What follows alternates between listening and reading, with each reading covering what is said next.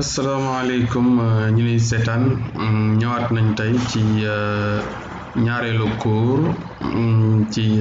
JavaScript ba tey mooy programmation objet et événementiel kon ci cours bi passé gisoon nañ code JavaScript bi su fekkee da nga ko bëgg a def ci biir HTML bi nga xam ne diggante script ngay dugal directement ci code bi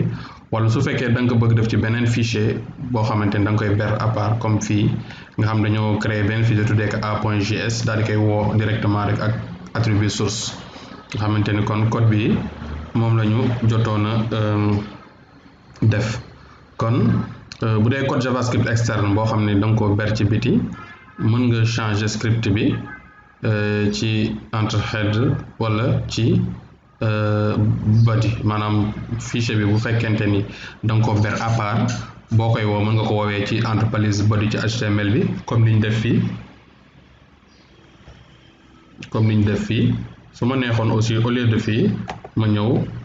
woo ko kon ci biir body bi voilà diggante body ak body mënoon naa def fii sama script voilà donc boobu yéenay choisir entre ndax ci biir head bi ngeen koy def wala ci biir body bi léegi script bi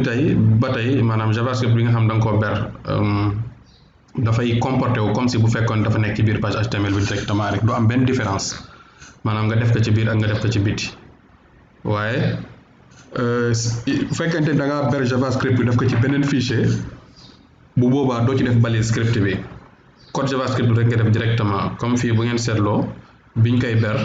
gis nga code bi rek lañ fi def mais amul script balise yi doo ko fi def gis nga du am balise waaye balise yi ci HTML bi lay nekk mooy nekk ni script bu ko defee nag nga daal di koy woo kon fii donc loolu tim lu mat a bàyyi xel la avantage yi nga xam ne nag moom la am maanaam ci nga ber sa code JavaScript bi ci njëkk mooy sa code HTML ak sa code JavaScript day nekk ci ay fichiers yu bokkul nga xamante ni tey boo bëggee modifier dara ci JavaScript bi da ngay dem directement ci fichier JavaScript bi rek daal di koy modifier foofu ba noppi dafay tax sa code HTML ak JavaScript ñu gën a yomba lire wala nga bëgg ko modifier parce que bu fekkente ni JavaScript bi à part la HTML bi à part la lenn lu ci nekk boo koy modifier da ngay dem ci moom directement nga def modification yi kon ber gi moo gën nga boole leen lépp ci benn fichier ba noppi dafay accélérer chargement page yi maanaam le fait que JavaScript nekk à part donc dafay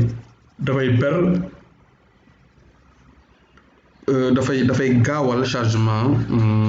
page yi donc ndax JavaScript daf koy garder en cache pour boobaa instruction JavaScript nag bi ñu leen joxoon sànq bi ñu leen waroon ci exemple bu njëkk bi boobu buy charger rek da koy maanaam bu page bi di charger rek dafay exécuter code bi waaye lu ci ëpp nag JavaScript moom kañ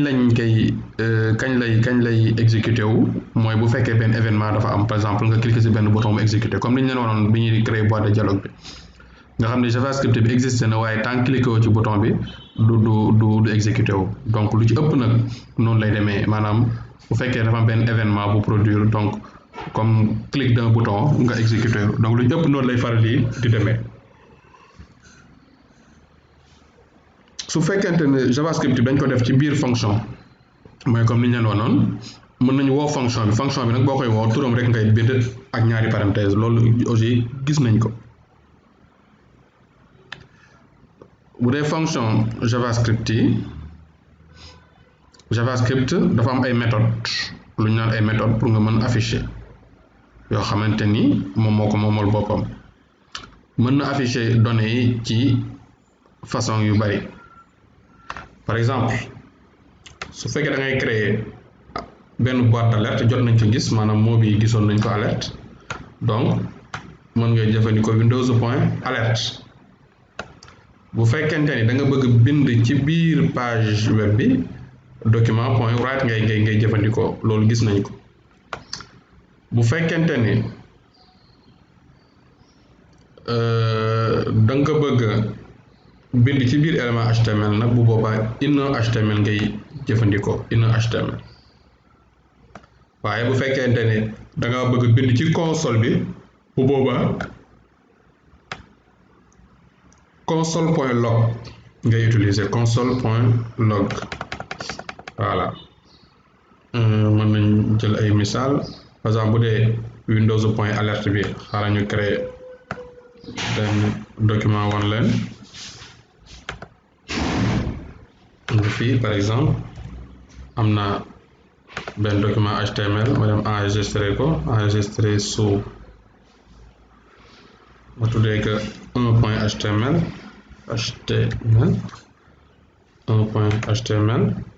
donc gis nga fii script baa ngi nii waaye lan laa def dama def Windows.alert 5+6 kon dafay créer benn boîte d'alerte def ci résultat 11 maanaam la somme de 5+6 donc moo ngi nii 1 bi gis nga boîte d'alerte bi la indi automatiquement rek daal ma ci defal 11 beneen misaal bi exemple bi mooy document.write bu dee document.write nag moom ci biir page bi la koy bindal xam nga bii dafa créer benn boîte nii ci kaw donc ak bouton OK waaye bu dee document.write nii enregistrer actualiser gis nga fii document.write ba tey 5+6 donc suñu actualiser gis nga ci biir page bi la koy bind résultat bi 11 ba tey ñu xool beneen exemple donc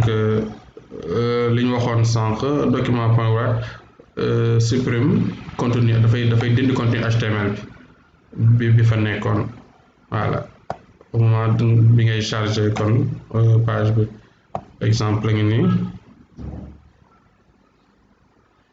lii moom gisoon nañ aussi lu ni mel maanaam xaaral ñu wan leen ci biir script bi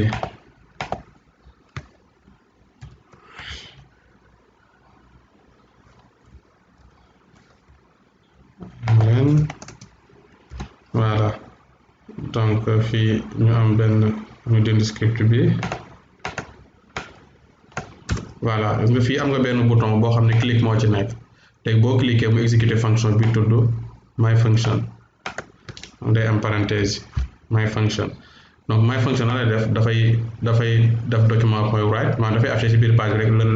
la somme de 5+6 résultat bi quoi donc suñu actualiser gis nga boo cliquer automatiquement voilà mais nee nañ la gis nga boo exécuter rek dafay supprimer li nekkoon ci HTML bi yëpp gis nga donc xaaral ñu actualiser nga xool gis nga page bi li moo ci nekk par défaut mais soo cliquer dina exécuter fonction bi day supprimer li bouton beeg yëpp dafay daal di dañ kon loolu moo tax fii mu lay wax ni méthode document.write dafay supprimer tout le contenu HTML existant si elle est utilisée après le chargement maanaam boo chargé ba pare soo koy jëfandikoo donc document.write bi parce que dafay effacer li ci biir yëpp kon loolu leer na donc nga wax leen ni leen document.write dañ koy utiliser uniquement pour def ay test gis nga dañ ko def en rouge kon ngeen bàyyi xel loolu mais bu dee en production d'habitude duñ ko utiliser donc bu dee bii nag inner HTML pour accéder ci benn élément HTML JavaScript kon day utiliser document.getElement by ID après mu def fii ID bi par exemple l'attribut ID mooy définir élément HTML bi ñu indi benn exemple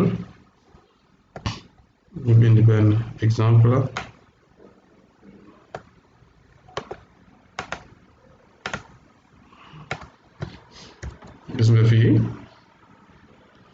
am nga sa benn ID demo nga def benn paragraphe ID nga jox ko demo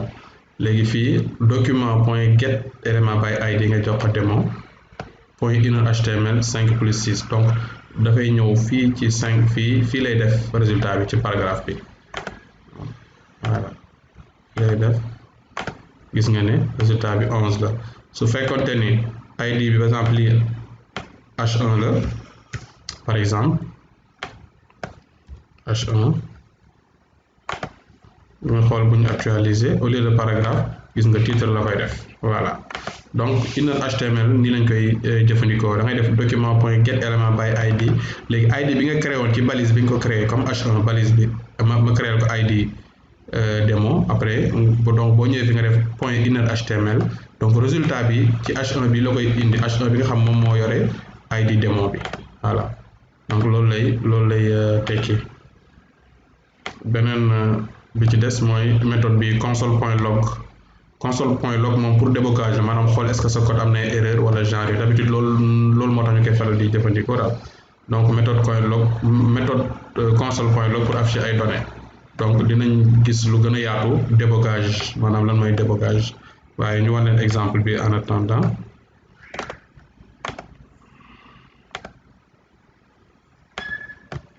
CTRL V enregistrer